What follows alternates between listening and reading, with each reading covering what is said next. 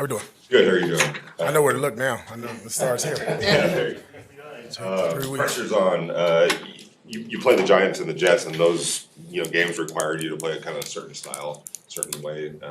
But the Dolphins, I would imagine, when you look at the film, it's a different type of a team that you're going to have to play this week. What, from your perspective, what do you guys have to do to deal with what they are trying to do? Yeah, we're getting our track shoes on. That's what kind of game it's going to be. Fast, speed, explosive, well coached. I mean, they put a good team together across the board, even on the defensive side of the ball. We're going to have our hands full. Obviously, we have to play our best football, but this is an extreme challenge for our team, and we're looking forward to it. You guys picked up Jack Jones. What do you see in Jack? Obviously, you know him pretty well. Yeah, somebody just grabs, gains depth for us in the back end, competition in the back end as well. A guy that can make plays on the ball. Again, just competition. If there's players out there that can help our team overall, we'll pick them up regardless of where they're from. How much did you see him grow from high school to college to where he's at right now? Yeah, in high school he's about $120. I think now he's 170. He ain't got much weight, but no, listen, maturity. I mean, the kid's been through a lot. I've known him since he was very young. Obviously, he's been documented. I've seen the growth, the development. Nobody's perfect. I don't expect to be perfect. That's that's my job as well, to bring him along and our staff and our organization to help him if he needs be. But the football player is extremely gifted, and I expect him to do such when he gets here. You not only went for it in your own territory last game, you also said forcing the other team to punt, decided to back him up. Is it what kind of aggressive mindset are you trying to establish with your players right now? I don't think it's aggressive. It's kind of a gut. I was going off the feel of the game. I'll start with the penalty on defense. When we had that, I think it was a holding call, the entire defense looked at me and said, no, back them up. Okay. And when they have that kind of conviction, you go with your players. And that's all I did right there. And then kind of played the field position game, thinking that we'll, have a positive play. And we gained, it was plus 12 on that series for us after taking that penalty. So that was a plus. And then the fourth down on offense, it was just, we were kind of rolling. I felt we had the momentum. I felt that we were leaning on them a little bit more. And we had a good play designed for that situation. What do you feel like you could learn about this team this week against a team, like you said, Miami is going to be a tough one, track team? Well, yeah, we were fortunate my first 2 games were at home. And now we're on the road. You got to have a different mentality. It's not going to be pretty at times probably. I think last week it was good to see us go through the adversity. But this is a really good football team. Just think about their losses, 2 of them to the 2 teams that played in the Super Bowl. So, they're right there with the elite teams, and it'll be a good challenge for us in every aspect of the game to see how we match up against teams like that. Is there anything logistically you do differently on road trips than maybe the previous staff did? Is there anything you're changing up in terms of travel or how you guys approach a road game? Yeah, there's a few. Like we're not in Miami. We were scheduled to be in Miami. That we changed that. Our days started earlier. We started at 6:30 this morning. We're practicing at 10:50, 10:40, and 10 o'clock this week, which is around the time we'll be playing on Sunday. So 48 hours before we play on Friday, we'll be on the grass practicing. Guys will be up, so hopefully their body adjusts to the change.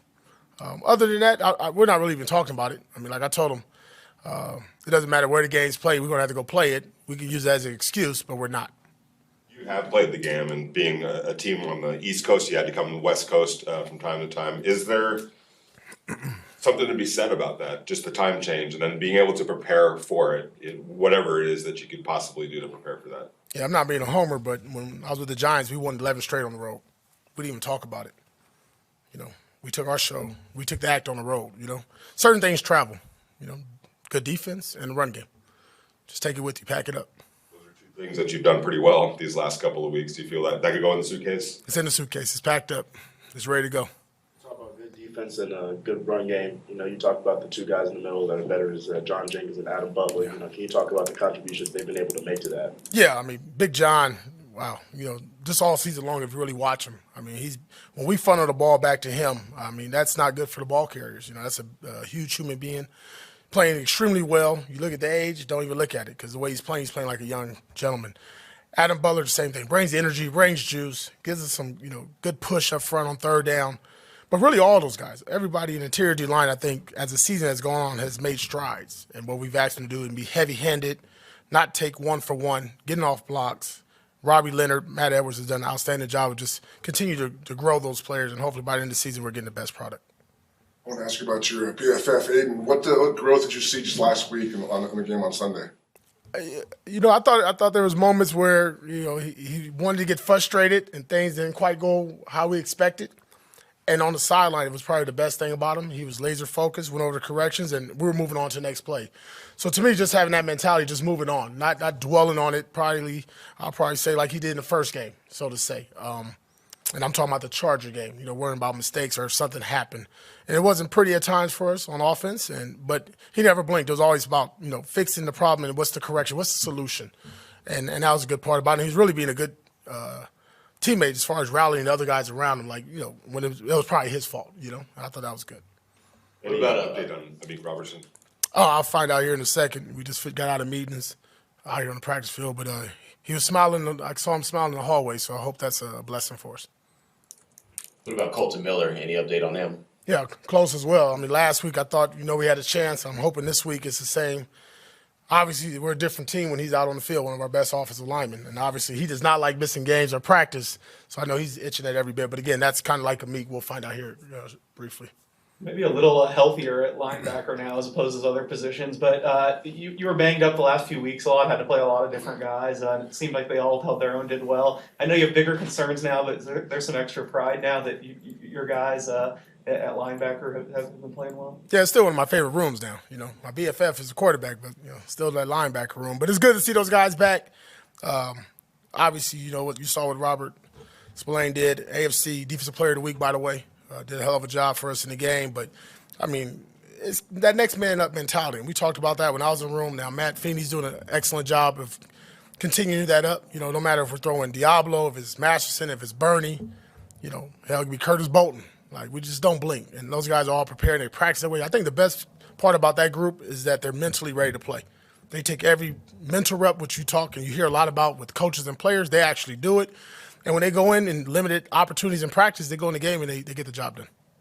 Coach, do you see any similarities between your rise from undrafted free agent to starter in the league to Robert Spillane's rise from undrafted to starter in the league? Do you connect with him on that? Yeah. That's that was kind of my selling point to get him here from Pittsburgh. And we talked about that. And, you know, when you look at him and, you know, I embraced him after that interception just because he got that chip on his shoulder and that fire in his belly that I can really relate to, if that makes sense. And when I watch him play, when I watch him lead, when I watch him communicate, it is a little bit of flashback. And he has kind of that old school lunch pail mentality, man, but he's a playmaker, you know, and he gets ball, he sees ball, he talks ball.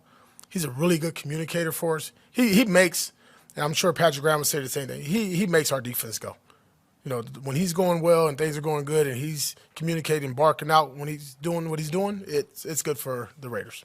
A lot of the conversation when he signed was that he's a good run thumper, right? He's not going to be very good in coverage. And how much of a chip on his shoulder did he kind of take into camp with that narrative out there? And obviously it's proved to be false. No, we talked about it. I told him, I was like, hey, that's the knock. Probably why you went a little bit later as far as free agency is getting picked up. But all off season and spring and OTAs and mini camps, training camp, that's all we worked on, to be honest, was change direction, being fluent with our hips, pass drops, you know, catching the football, always doing ball drills. And that was just something that he emphasized and I emphasized. And we worked on it, and now it's coming to fruition. And obviously it's paying off for us as a team.